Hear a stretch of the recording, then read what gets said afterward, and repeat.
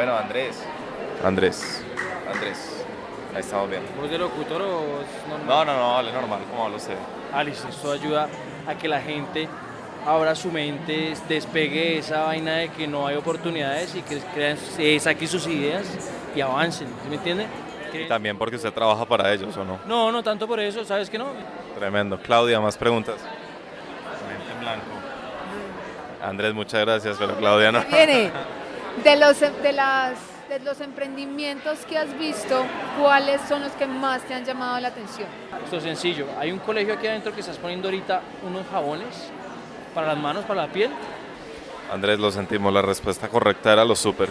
¿Cómo? La respuesta correcta era los súper. ¿Los súper? Pues la verdad no los conozco, si me cuenta pues.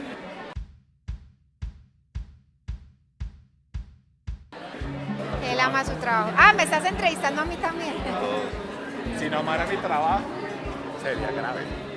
Pero lo que pasa es que lo lastimosamente que pasa es que la mayoría de la gente no ama su trabajo. Somos muy afortunados. Una amiga hace poquito me dijo que solamente conocía 2 amigos nuestros que amábamos su trabajo, nuestro trabajo pues.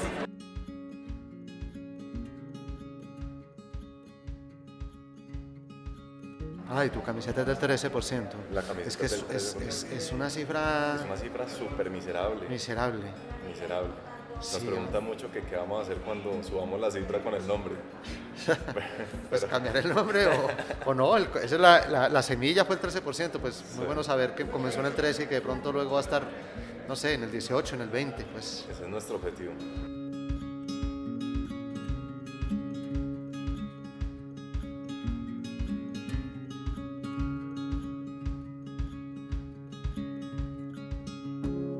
Acaban de escuchar a nada más y nada menos que al escritor colombiano Jorge Franco. Parece que repitiéramos esto en todos nuestros episodios, pero tenemos que decir que hace unos meses, cuando 13% no era más que una idea, no lográbamos imaginar lo que iba a pasar. Que un sábado cualquiera íbamos a estar sentados en la misma fila de sillas en el mismo auditorio que Jorge Franco, el autor de Rosario Tijeras y Paraíso Travel. Mucho menos nos habíamos imaginado que cuando ese evento terminara, llegaría el momento y nosotros, 2 abogados con poco más que buenas intenciones y muchas ganas, nos sentaríamos con el escritor para preguntarle qué se siente ser parte del 13%.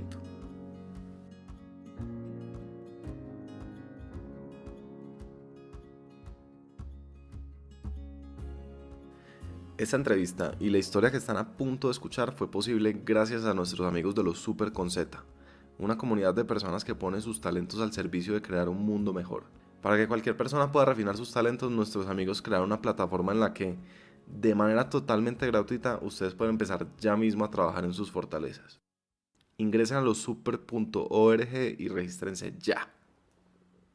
Bienvenidos a 13% Pasión por el Trabajo.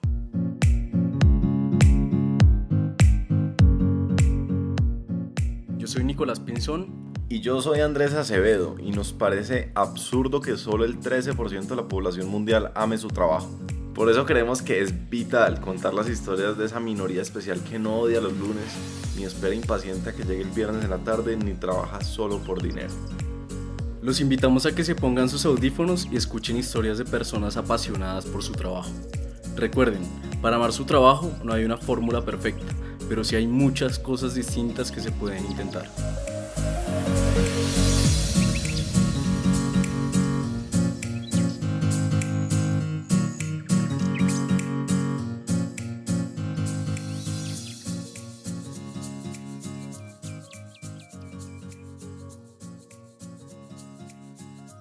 Muchos de ustedes conocerán a Jorge Franco por sus libros más sonados, Rosario Tijeras, Paraíso Travel y su más reciente libro El cielo a tiros. Lo que probablemente pocos sabrán, y si acaso alguno, es que el éxito de Jorge Franco como escritor no llegó hasta bien entrados sus 30 años. Lo que antecede a su posicionamiento como uno de los escritores latinoamericanos más importantes fueron muchos años en los que se podría decir que Jorge no estaba en el 13%. Me metí a estudiar ingeniería de producción en Medellín, totalmente despistado, perdido, no me iba bien en las materias, puesto que es que no sentía ningún tipo de fascinación ni de atracción por eso. Entonces luego lo que empezó fue un camino un poco de búsqueda y de desprendimiento también. Pues, el primer semestre me salí del área de ingeniería, pasé a estudiar publicidad, en el que yo sentía ya que estaba ahí un poco como con un pie en lo artístico, porque había que ser creativo, había que tener más. Sí, podía escribir, había que tener ingenio para desarrollarse en la publicidad, y bueno, por el otro lado también había un área un poco más, ¿cómo llamarla? Como un poco más científica, pues, ¿no? Un poco el área administrativa, el área de los números, de la estadística, pero ahí ya me sentí más a gusto y realmente vi que me iba muy bien en lo que era la parte de creatividad, me iba muy bien. Probablemente esta historia no esté transcurriendo como ustedes se la imaginarían. Esos pasos en falso de Jorge pareciera quitarle un poco de romanticismo a la historia que todos quisiéramos escuchar. La del escritor que con un talento descomunal alcanza un nivel de éxito que está reservado solo para un selecto grupo de fenómenos. Y es que con el éxito viene la tentación de contarse a sí mismo una historia en la que uno es el héroe que siempre estuvo destinado a alcanzar la gloria. El escritor estadounidense Ryan Holiday tiene una metáfora muy buena para este fenómeno. Imagínense que la vida de uno estuviera escena por escena en la cinta de una película. Lo que se termina proyectando en la pantalla es la versión editada de esa cinta, y en el piso de la sala de edición quedaron todas esas escenas que no nos hacen quedar tan bien y que fueron debidamente recortadas. Jorge, sin embargo, está siendo muy sincero, y más que venderse como alguien que desde el comienzo luchó contra todo para convertirse en escritor, Jorge nos abre la puerta a la sala de edición y nos muestra la película completa. Y ya que estamos hablando de películas, vámonos a otra aventura por la que tuvo que pasar Jorge antes de dar con su verdadera vocación. Que eso sí, tal vez eso lo desarrollé en el colegio y fue bien, que era la cercanía con el cine. En el colegio nos pasaban películas con mucha frecuencia, había un gran teatro donde nos pasaban todos los viernes películas, y yo creo que yo no veía la hora de que llegara el viernes para que nos pasaran películas. Yo estudié con los jesuitas en Medellín, en el San Ignacio, y entonces la cartelera era un poco como muy de Semana Santa, pues por películas de vida de los santos, películas de gladiadores romanos, pero bueno, era fascinante de todas maneras el espacio, ¿no? Entrar a un teatro muy grande, la pantalla gigante, el sonido, a mí eso me fascinaba. También había luego, para cuando éramos más grandecitos, estábamos en un cineforo, había un cineclub, ahí veíamos ya películas más serias, más de arte, y por ahí yo sentía que por ahí era la cosa, ¿no? Yo quería contar historias a través del cine, eso fue una inquietud que de todas maneras comencé a tener.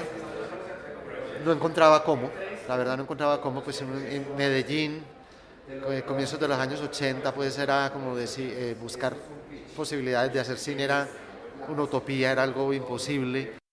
Con esas películas que le ponían a ver los monjes jesuitas, que parecían casi una cartelera de Semana Santa, nació esa inquietud de Jorge por el cine, y es que lo artístico ha estado en las venas de Jorge desde muy pequeño, pero para entender eso, hay que devolvernos en el tiempo a las tardes de sábado que pasaba con su abuelo.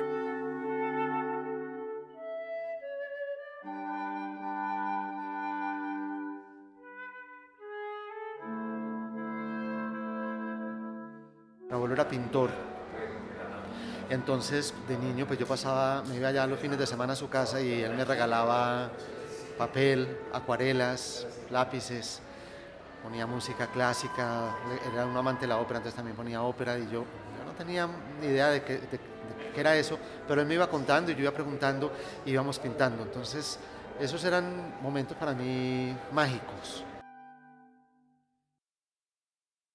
Entonces, en esas tardes con su abuelo, la inquietud de Jorge por el arte se fue desarrollando. Pero más que por introducirlo al mundo artístico, el abuelo materno de Jorge le dejó una lección que luego sería fundamental para su vida. Pero yo creo que él muy hábilmente, por eso le digo que también hay admiración, porque él de una manera pues muy inteligente, pues cada minutico que podía sacar de su tiempo, robarle como tiempo al tiempo para pararse frente a un papel y seguir trabajando en su acuarela, en su pintura, en su óleo. Los fines de semana, mientras pudiera, estaba siempre ahí trabajando. Entonces yo creo que eso hacía de él un hombre tranquilo. Robarle tiempo al tiempo y robarle tiempo a ese 87% para colar una pequeña luz de 13% en la vida. El abuelo de Jorge la tenía clara. A veces simplemente no es buen negocio renunciar a ese trabajo que lo tiene en el 87%. Hay familias que sostener, hipotecas que atender y cuentas que pagar. Lo que uno sí puede hacer en ese caso es encontrar el tiempo, robarle ese tiempo al tiempo, para dedicarse a lo que le apasiona. En el caso del abuelo de Jorge, era la pintura. Entonces Jorge siempre tuvo esa inquietud artística, pero la vida había logrado apaciguarla. Y si de apaciguar el arte se trata, nadie mejor que la ingeniería de producción. Luego vino la publicidad y allí la necesidad de ser creativo prendió nuevamente la llama del arte y entonces el cine parecía la manera de darle aire a ese fuego y retomar sus intereses más profundos. El único problema es que en Medellín, en los 80s, el tema del cine como que no iba a cuajar. Era necesario un cambio de paisaje.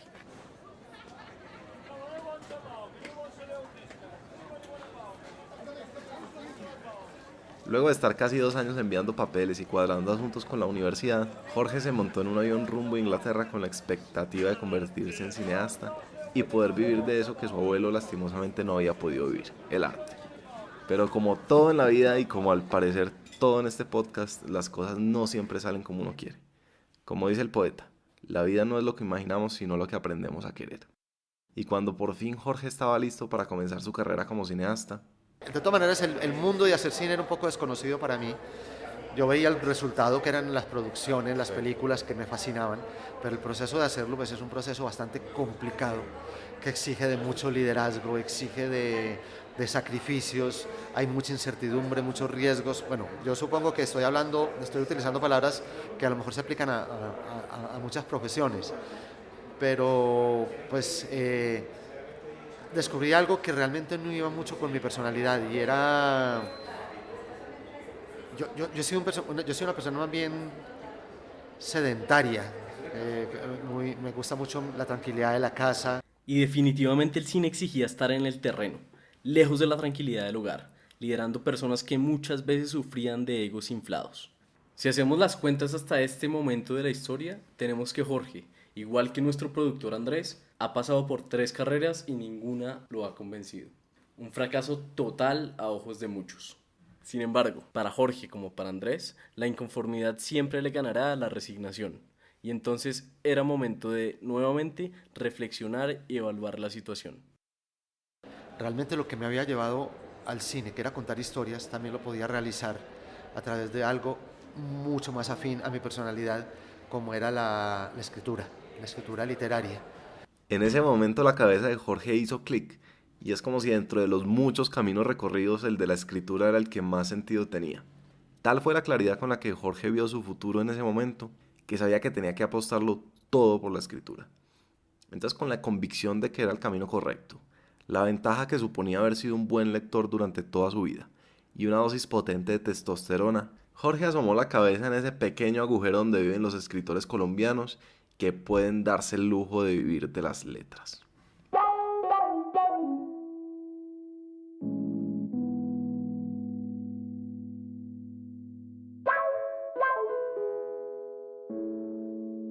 Yo sentía que yo había metido la cabeza como por un agujero y que por ahí mismo tenía que pasar yo todo el cuerpo. Por ahí me iba a mandar yo pasara lo que pasara. Tenía mucho miedo, muchísimo miedo. Yo recuerdo que yo sentía pánico cuando me sentaba a escribir, cuando terminaba un cuento, cuando se lo presentaba a alguien, porque yo decía, donde no sirva, ¿qué voy a hacer? Esa era como la gran pregunta. Entonces yo mismo tenía como mi reto, mi desafío. Pues la guerra era conmigo mismo, ¿no? Como yo decía, yo tengo que superarme en esto y además sabía que solo había una forma. Era escribiendo. Pasa mucho que uno tiende a creer que los escritores exitosos saben algo que uno no sabe. Entonces la pregunta que nunca va a faltar en una presentación de un libro es ¿cuál es la clave para ser escritor? La respuesta casi siempre es la misma. La escritura creativa, si bien hay talleres que te pueden dar unos tips, que te pueden dar unas guías, es un camino que se aprende en solitario y que solo se aprende a escribir escribiendo, no hay de otra. ¿Qué se necesita? Se necesita mucha paciencia, mucha obstinación, digamos, paciencia en el sentido de entender que esto es algo que necesita madurar. La escritura necesita de madurez y eso solo se logra con el tiempo y con la práctica. Y como la escritura de Jorge necesitaba madurar, lo que hacía falta era tiempo y práctica. Hacer, como diría nuestro entrevistado Juan David Aristizábal. Entonces, como su abuelo había hecho hace muchos años, Jorge comenzó a robarle tiempo al tiempo. Como mi abuelo, en los ratos libres siempre estaba escribiendo en las noches, los fines de semana siempre sacaba el rato para escribir. Y hasta que por allá, después de no sé, 2, 3 años, no sé, de estar escribiendo y mandando cuentos a los premios, vino un premio que era importante porque era un premio internacional donde participaron como 800 cuentos diferentes de diferentes partes de Hispanoamérica, y yo logré entrar en el grupo de los 10 finalistas. Eso para mí ha sido tal vez de lo más significativo, aunque después tuve premios más importantes, pero este fue importantísimo porque claro, fue el primero y dice, bueno, sí, se ¿okay? puede llegar. Eso fue no sé, una palmadita en la espalda que me decía, hay que seguir. Ese primer premio fue equivalente a haber logrado pasar la mitad del cuerpo por el agujero. Ya lo que quedaba era poco para salir de ahí. Pues seguí escribiendo mucho más, con más ganas, hasta que muy poco tiempo después ya pude ganar un concurso de libro de cuentos, es decir, todos mis cuentos recopilados en un libro ganaron un primer premio, me publicaron un libro, ya tenía un libro sobre el que podía hablar, un libro bajo el brazo para mostrar. El resto, como dicen por ahí, es historia.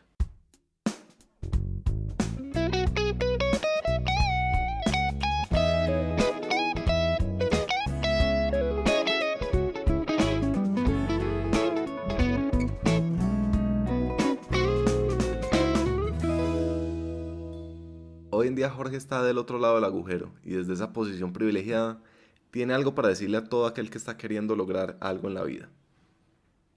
Hay que tener un talento, un don, que yo creo que todo el mundo lo tiene para algo. Yo incluso creo que hasta para ser madre, para ser padre hay que tener un don, hay que tener un talento. ¿No es cierto? Para ser ama de casa hay que tener un talento, porque hay muchas mujeres que fracasan incluso como amas de casa. Hay que saberlo desarrollar. En ese sentido yo creía que tenía ese don, pero también sabía que tenía que fortalecerlo con estudio, y con práctica y con estudio, paralelamente. Eso no me iba a llegar así de la nada. Yo en ese sentido yo he sido bastante disciplinado, bastante autoexigente y sobre todo bastante autocrítico. Yo me doy muy duro con mi trabajo. Yo a veces digo, pues cuando me hacen, porque eso nos pasa a todos, que nos sale una crítica demoledora de un libro de uno, pues a mí eso ya me resbala muchísimo. Al principio me golpeaba un poco, pero me resbala porque de verdad que yo siento que yo soy bastante autocrítico, muy tan duro que ya lo que digan los otros no me afecta tanto. Y es que para Jorge es muy importante que las personas estén en el 13%. No solo por ellos como individuos, sino porque... Creo que de eso depende el desarrollo de una sociedad también, pues en que la gente esté enamorada de su trabajo.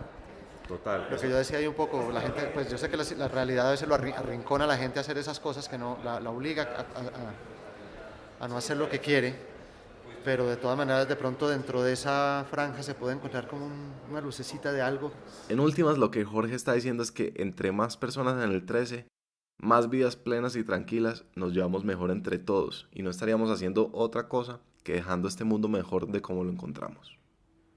Yo creo que la plenitud y esa tranquilidad se refleja mucho siempre en el trato con los demás, ¿no es cierto? La gente que yo creo que es agresiva, que es violenta, yo creo que habría que mirar también qué están haciendo con sus vidas y de sus vidas. La conclusión es que la plenitud se puede lograr, ya sea haciendo como el abuelo de Jorge, que a pesar de estar en el 87% lograba robarle tiempo al tiempo para desarrollar su arte y ser un hombre tranquilo y feliz, o como Jorge, que nunca se conformó con su situación y a pesar de haber caminado por muchos senderos equivocados, nunca dejó de buscar su verdadero 13%. Eso sí, lo que nunca se puede hacer es sacar excusas de que ya es muy tarde, especialmente cuando se trata de los sueños. Muchas veces creemos que solo cuando somos muy jóvenes tenemos como esa oportunidad de poder encontrar el talento y realizarlo. Y nos quedamos con esa creencia y realmente lo que yo quiero decir es que cualquier edad es óptima para encontrar el talento, para desarrollarlo. Yo creo que si alguien por allá guarda un sueño en un cajón, guarda un sueño en un baúl, abre ese baúl, saque ese sueño y mire a ver cómo puede desarrollarlo. Yo sé que a veces cuando somos jóvenes, pues los sueños son muy grandes, pero yo creo que la vida nos va enseñando que tal vez con un pedacito de sueño es suficiente como para que la vida tenga un sentido. Y para todos los que se deciden abrir ese baúl, anoten esta frase que le sirvió a Jorge durante todos esos años en los que escribía y escribía sin ver mayor resultado. Hay una frase de una escritora danesa que se llama Isaac Dinesen y ella decía: escribo un poco todos los días sin esperanza y sin desesperar. Esa es la frase que yo mantengo en la cabeza hasta el día de hoy, hasta el presente. Escribo un poco todos los días sin esperanza y sin desesperar.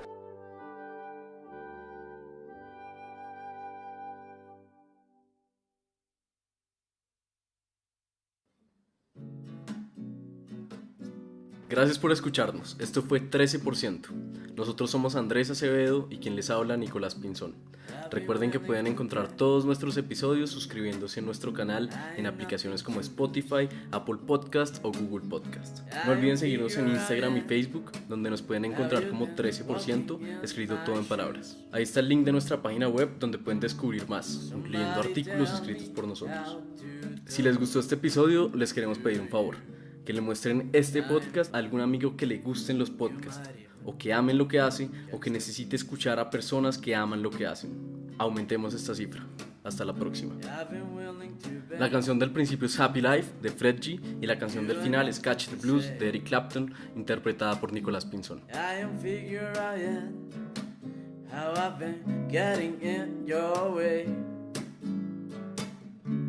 Somebody tell me how to play for you. I'm funny, you might even catch the blues. I'm funny, you might even catch the blues.